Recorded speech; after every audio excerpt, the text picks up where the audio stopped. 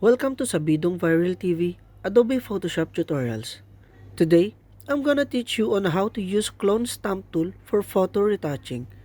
For example, your company changed their brand name and they want to use a photo with watermark with their previous brand name. What they want to happen is to remove the watermark so that they can retrieve the photo and use it again for marketing. Or for example, you have a client and she asks you to retouch her photo by removing her acne so that she will look more beautiful. All you need is the clone stamp tool. Once you master this tool, you will be able to replace a person from photos like this one. With the combination of pen tool and stamp tool, you will be able to achieve this clean photo manipulation. Or you can remove photobombers of your client. You need to be patient in using this tool. These are just some of my previous projects for my clients. So let's get started. First, let's learn how to remove watermarks. Now, grab your clone stamp tool, or let's call it stamp tool for now. Grab the stamp tool or press S from your keyboard. Go to the upper mid corner and enable your airbrush. This will help to make our photo retouching look smooth. When you are retouching faces or photos with sensitive colors like gradients, always set the flow or your stamp tool to 20% or 10%.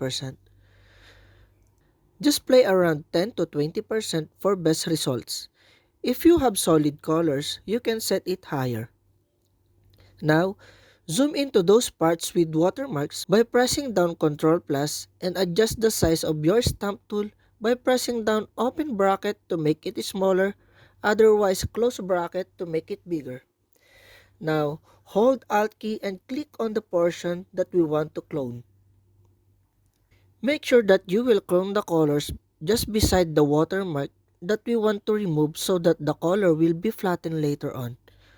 Once you have your clone selection, release the Alt key, then click over the watermark that we want to remove. Just click multiple times until you get rid with the watermark. Take note that we are working on pixels, so pay attention on the pixels.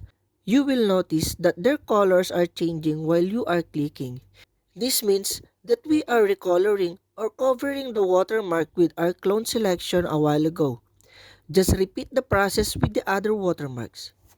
Zoom in, adjust the size of your stamp tool, press Alt and click for clone selection. Then click multiple times over the watermark.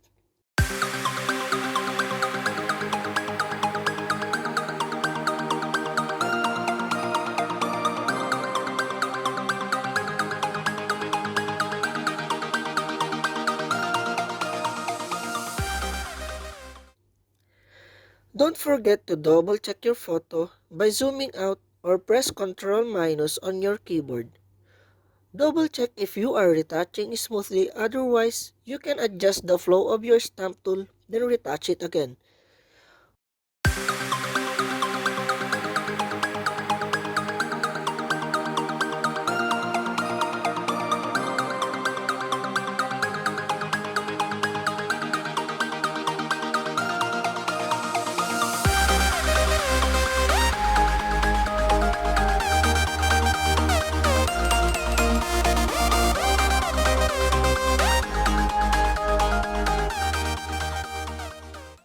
For the body part of our subject, make sure to maintain the body shape.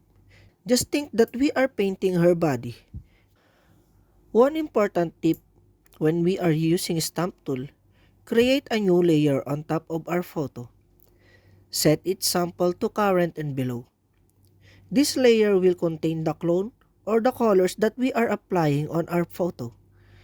This will also avoid damaging the original photo. If you want to rework on some parts, you can just erase it from this layer because we cannot undo everything once we are working for hours.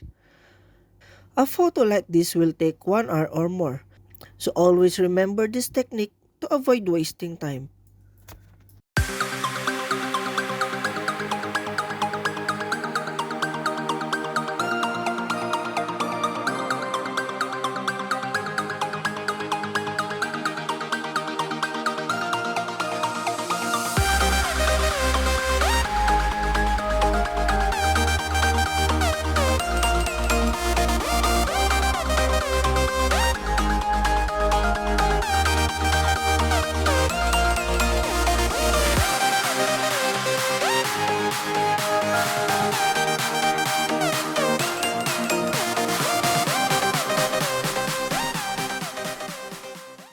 On critical corners like this, always base on the preview inside the clone stamp pointer that shows the detail you will use for the retouching. The preview is useful for aligning sample detail with the other parts of the image.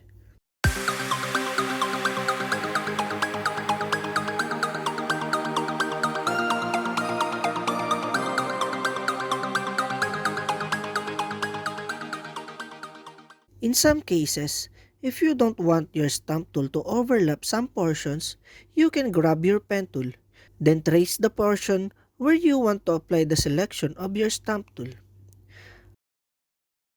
After tracing, press Ctrl Enter, then broken lines will appear.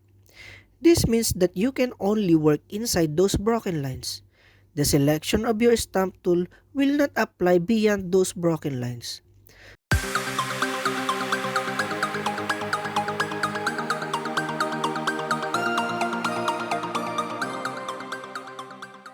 After working, just press Ctrl D to deselect your selection, then continue working on the other parts.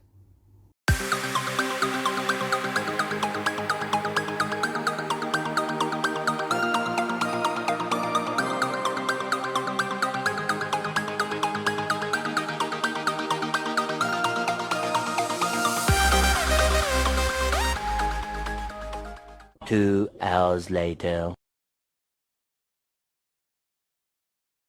That is how to remove watermarks using stamp tool. Now let's try using it to remove acne. Create new layer on top of our image. Make sure that this layer is selected, then set this layer's sample to current and below. Make sure that your airbrush is enabled, then set the flow of our stamp tool to 10%. Zoom in the affected areas with acne by pressing Ctrl+. Make sure that the size of your cursor or pointer is just enough to cover the acne. Then make your clone selection by pressing down or hold Alt key, then click it just beside the acne. Then click it multiple times on the affected area until the color was cloned. After covering the affected area, make sure to make your stamp selection again, because if you go further, the color of your selection becomes different. So it is very important to always make a selection just beside the affected area to flatten the color. Do not forget to zoom out to double check if you are doing well. Just repeat the process until you remove all the acne.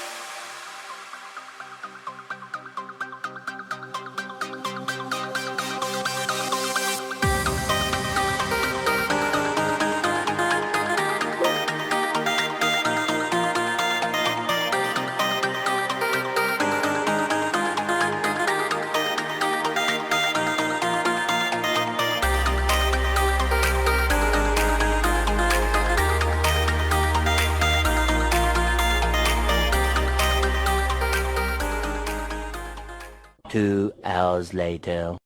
When you already mastered the stamp tool and the pen tool, you can do everything that you can imagine. Replace a person from photo, remove photobombers, change faces, put additional eyes on your head, or put additional head on your neck. Name it, everything you can imagine will be possible in using pen tool and stamp tool. This is Sabidong Viral TV, Adobe Photoshop tutorials. Please do not forget to like, subscribe, and share this video to your friends. Thank you for watching.